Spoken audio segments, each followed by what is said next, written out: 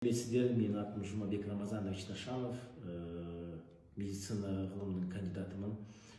Бүгін көп адамдар орысша менің шыққанымды көріп, қазақша аға айтыңызшы деп, мен қазір өзімнің тіліммен жеткізуге тырысам. Бауырдың клеткалары, мысалы мен Сганов клиникасында жұмыс істегем, сонда бауырда нерв клеткалары жоқ, ол ешқашан ауырмайды. Көп адамдар келеді, мен бауырым ауырып тұр, оң жақ бүйірім ауырып тұр. Ол өт қабындағы тас приступ бергенде болады көбінесе, әлде панкреатиттің бас жағы, гепатодуоденальная зона дейді, сол жерде әсер етеді де, оң жақ бауырымыз жәдегі ауырсынып тұрады. Ауырған емес, ауырсынып тұрады. Ол неден пайда болады? Жировой гепатоз. Жәдегі ЖКБ дейміз, өт тас ауыру кезінде сондай приступ беруі мүмкін. Бірден бір приступ болғанда көбінесе операцияға жүгінеміз. Бәрібір операция жасағанмен бауырдың клеткасы дұрыс жұмыс істемейді. Фиброзға келеді.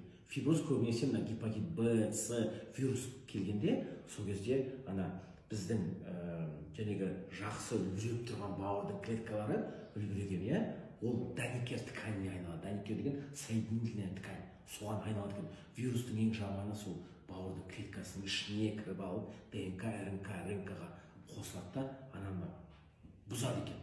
Сондықтан оны қалай кетіреміз? Біз енді қазір Ричес компаниясын құрып, қазір адамдарға фульвогумин, рич-детокс деген өнімдерді беріп жатырмыз. 6 ай осылар рич-гепа, рич-нефра деген бұл екеуі бірге жүреді. Біз енді бауырға деп айналғанды атын қойдық, Ричес компаниясын, конечно, гепа деп қойдық. Бірақ бұл өнім құрамындағы және артишок, сидибарин, басқа қосындысы 100% таза шөптен жасалған өнім. Жай профилактика үшін, біз бауыр дұрыс жұмыс істеу үшін, бауырға келетін қан, нәресте 9 ай бала ішінде жатқанда, кіндік арқылы бірінші бауырға келеді қан. Бауыр арқылы бүкіл дененің фильтр арқылы өткеннен кейін адамның бүкіл триллион клеткалары, кейбір авторлар айтып 45 триллион клетка дейді. Соны түзуге көмектеседі. И, конечно, бұл қан тамыр арқылы, кіндік арқылы анасының қаны барып балаға барады екен. Сонда бала туа салысымен уже вирус, паразит, гриппке анасынан бүкіл аурулар қан арқылы келеді екен. Ауруған емес, қанның құрамы. И, конечно, анасындағы қанның құрамындағы заттар бәрі балаға беріледі екен. Сондықтан бірінші сатыда бауырды біз қалпына келтірсек, 200-ден астам биохимиялық процестер бәрі бауырда түзетін заттар жақсы жұмыс істей бастайды. Даже омыртқа жотасындағы грыжа көбінесе пролин қышқылы бауырда түседі. Естіген екі сүйектің арасындағы шемішек жидкость сұйықтық қалпына келу үшін опять бауырда. Бауыр дұрыс жұмыс істемесе, билирубин көтереді, АЛТ, АСТ, холестерин көтереді дейміз. Ол бауырды май басады, гепатоз. Ол да опять бауырдың уже үлкен нагрузка, тамақтан, судан ішкен заттарымыздың бәрі бауырға үлкен ұрады екен бауырды клеткалар. Сондықтан рич-гепа, рич-нефра 2 капсула күніне ішіре бастасаңыздар, бауыр жеңілденеді. Бауырдың биохимиялық процестері бауырда тазарады.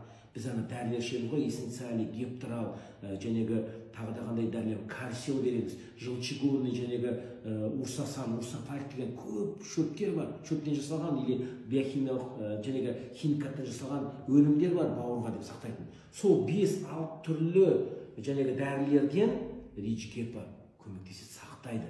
Өйткені қазір уже адамдар 2-3 күн ішіп, уже адамдар результат алып жатыр.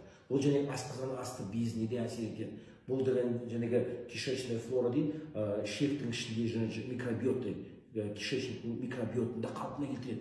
И нефраны обязательно екеуін қосып қолданғанда ол симбиоз дейді. Өйткені бұл бүйрекке де әсер етеді. Бүйрекке опять асқазан асты безіне, ішектегі микроорганизмдерге иммунитетті көтеру арқылы общий жалпы әсер етеді екен.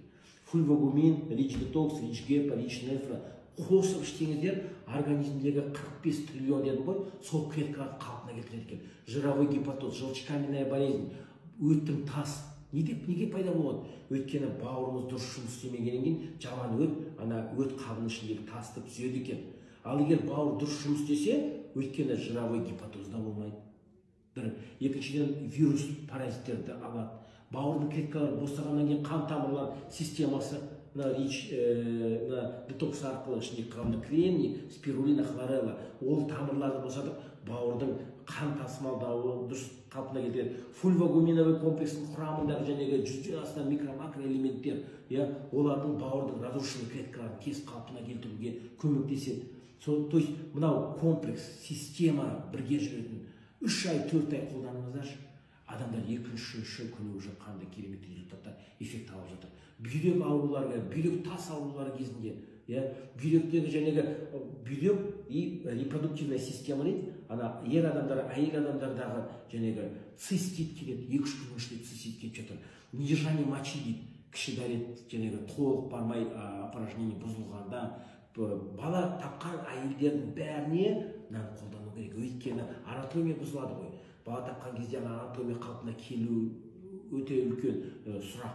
Сондықтан да рижгепа, ришнефра адамдар уже 2-3 күн ішіп қолданып, ана межклеточный пространство отек дейді, сол отектарды алып жатыр. Сондықтан денсаулықтарыңызға мынау өте керемет пайдалы. Қолданыңыздар, 3-4 ай ішіңізде сұрақтарыңыз болса жазыңыздар, әрқашанда да жауап беруге дайынбыз.